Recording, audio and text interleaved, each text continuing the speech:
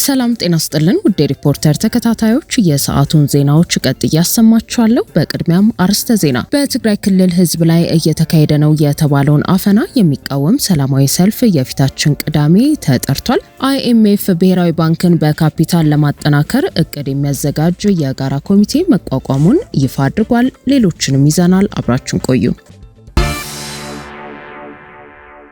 በትግራይ ክልል ህዝብ ላይ እየተካሄደ ነው የተባለውን አፈና የሚቃወም ሰላማዊ ሰልፍ የፊታችን ቅዳሜ በአዲስ አበባ እንደሚካሄድ የሰልፉ አስተባባሪዎች አስታወቁ። የትግራይ ጊዜያዊ አስተዳደርን ስልጣን በኃይል በመንጠቅ ክልሉን እያስተዳደረ የሚገኘው ህወሓት በበኩሉ የታቀደው ሰልፍ የትግራይን ህዝብ ጥቅም የሚጻረር ነው ሲል አውግዞታል። የሰላማዊ ሰልፉ አዘጋጅ የሆነው የትግራይ ሰላምና ለውጥ ምክር ቤት የሚዲያ ዘርፍ አስተባባሪ አቶ ከበደ አሰፋ ዛሬ በሰጡት መግለጫ ህገወጡ ህወሓት በትግራይ ክልል ህዝብ ላይ ዘርፈ ብዙ አፈናና ስቃይ እያደረሰ ነው ሲሉ ተናግረዋል። ይህንንም የሚቃወም ሰላማዊ ሰልፍ አፈና ይቁም ሰላም ይንገስ በሚል መሪ ሐሳብ የፊታችን ቅዳሜ ሐምሌ 11 ቀን 2018 ዓ.ም ከጠዋቱ 12 ሰዓት ጀምሮ በአዲስ አበባ መስቀል አደባባይ እንደሚካሄድ አመልክተዋል። ሰልፉ የትግራይ ህዝብ እየተካሄደበት ያለውን አፈናና ሰቆቃ ዓለም አቀፉ ማህበረሰብ እንዲሁም የፌዴራል መንግስት እንዲያውቁትና እርምጃ እንዲወስዱ ለማድረግ ያለመ ነው ሲሉ አቶ ከበደ አስረድተዋል።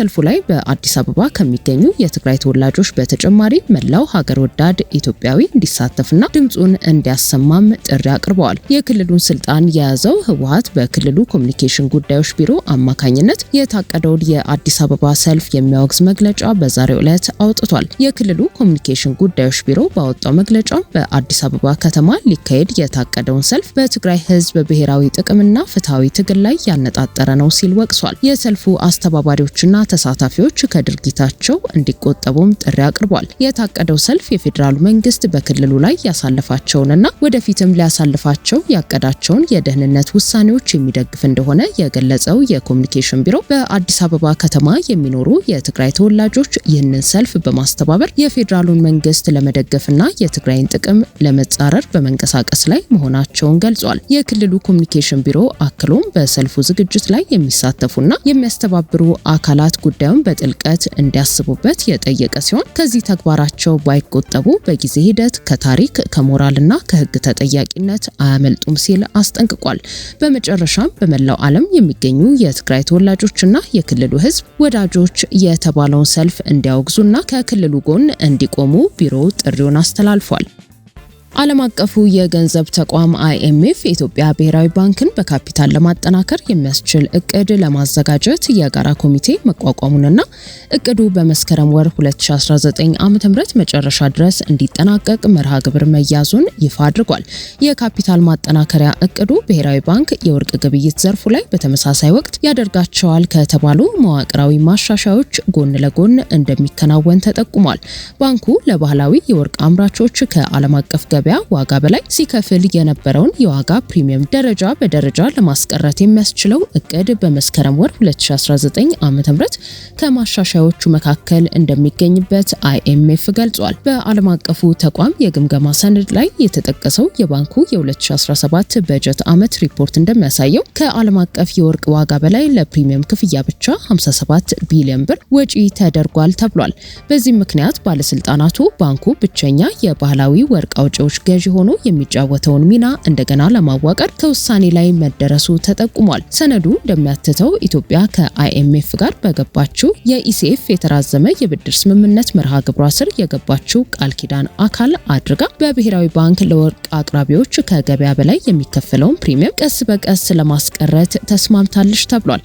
በአሁኑ ወቅት ብሔራዊ ባንክ ከባህላዊ ወርቅ አውጪዎችና አቅራቢዎች ወርቅ የሚገዛ ብቸኛው አካል ሲሆን ወርቁን ከአምራቾች ገዝቶ ወደ ውጪ በመላክ የሚገኘውን የውጭ ምንዛሬ በውጭ ምንዛሬ ጨረታ በኩል ወደ ባንክ ስርዓቱ እንደሚመለስ IMF በግምገማ ሰነዱ አስታውሷል። በወርቅ ግዢ ስርዓቱ ላይ ይደረጋል በተባለው ማሻሻያ መሰረት ብሔራዊ ባንክ ከዓለም አቀፍ ዋጋ በላይ ለአምራቾች ወይንም ለወርቅ አቅራቢዎች የሚከፈለውን ፕሪሚየም በ2019 ዓ.ም መስከረም ወር መጨረሻ ድረስ ክፍያውን ቀስ በቀስ ለማስቀረት የሚያስችለውን እቅድ ያጸድቃል። ይህም ከብሔራዊ ባንክ የካፒታል ማጠናከሪያ እቅድ ጋር በተቀናጀ ሁኔታ ይተገበራል ይላል የአይኤምኤፍ ሰነድ። በተጨማሪም መንግስት እንደ አውሮፓውያኑ አቆጣጠር ከ2026 ታህሳስ መጨረሻ በፊት ብሔራዊ ባንክ በቀጥታ ከወርቅ ገበያው የሚወጣበትን የረጅም ጊዜ ስትራቴጂ እንደሚያዘጋጅና ይህም በውጭ ምንዛሬ ክምችት ላይ የሚኖረውን ተጽዕኖ ከግምት ባስገባ መልኩ እንደሚከናወንም ተገልጿል። ከነዚህ የወርቅ ግብይት ዘርፍ ማሻሻያዎች ጋር በተያያዘም አይኤምኤፍ የኢትዮጵያ ብሔራዊ ባንክን በካፒታል ለማጠናከር የሚያስችል እቅድ ለማዘጋጀት የጋራ ኮሚቴ መቋቋሙንና እቅዱም በመስከረም ወር 2019 ዓ.ም መጨረሻ ድረስ እንዲጠናቀቅ ታቅዷል ብሏል። የሱዳን ፈጥኖ ደራሽ ሰራዊት የተኩስ አቁም ለማድረግ ስምምነቱን ቢገልጽም የተቆጣጠራቸው ቦታዎችን ለመልቀቅ ፍቃደኛ እንዳልሆነ አስታወቀ። ዓለም አቀፉ የወንጀለኞች ፍርድ ቤት በሱዳን ስለተፈጸሙ ወንጀሎች ማስረጃዎችን ማግኘቱን ይፋ አድርጓል። የአሜሪካ መንግስት የአረብና የአፍሪካ ሀገራት ጉዳዮች ከፍተኛ አማካሪው ማሳድ ቡሎስ ያቀረቡትን የ90 ቀናት የሰብአዊ ተኩስ አቁም ስምምነትን በጀነራል ሄሜቲ የሚመራው የሱዳን ፈጥኖ ደራሽ ኃይል መቀበሉ ቢገለጽም ሰራዊቱ በምዕራብ ሱዳን በተለይም በሰሜን ዳርፉርና ሰሜን ኮርዶፋን በኃይል ከተቆጣጠራቸው አካባቢዎች እንዲወጣ የቀረበለትን ጥያቄ ውድቅ አድርጓል። የመንግስትነት እውቅና ካለው የአልቡርሃን ኃይል ጋር እየተፋለመ የሚገኘው የፈጥኖ ደራሽ ኃይሉ የሰብአዊ እርዳታ ለማድረስ የ3 ወራት ተኩስ አቁምን ያለ ቅድመ ሁኔታ ለመቀበል ቢስማማም የተቆጣጠራቸው ቦታዎች ወታደራዊ ድል በመሆናቸው እንደማይለቅ ነው ያስታወቀው። በተጨማሪም ታጣቂ ቡድኑ የሱዳን ሰራዊት በአዲስ መልኩ እንዲዋቀር የእስልምና አክራሪዎችንና የቀድሞውን ገዢ ፓርቲ ኤንሲፒ ከፖለቲካው ለማግለል እንዲሁም ሽግግር ፍትህ እንዲኖር እንዲሁም ደግሞ ወደ ሽግግር መንግስት የሚያመራ ውይይት መደረግን እንደ ቅድመ ሁኔታ አስቀምጧል ተብሏል።